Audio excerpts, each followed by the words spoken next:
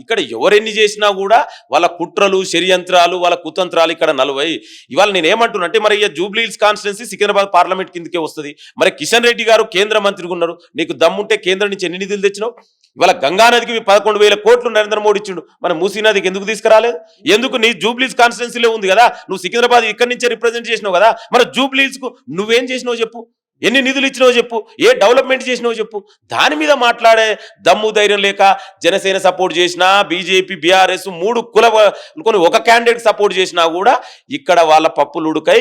ఇది నవీన్ జూబ్లీస్ అంటేనే ఇది కాంగ్రెస్ గడ్డ, నవీన్ యాదవ్ అడ్డ. ఇక్కడ ఎవరు ఎన్ని కుట్రలు చేసినా కూడా ఇక్కడ ఈ జూబ్లీస్ ప్రజలు వాళ్ళకు నమ్మే పరిస్థితిలో లేరు.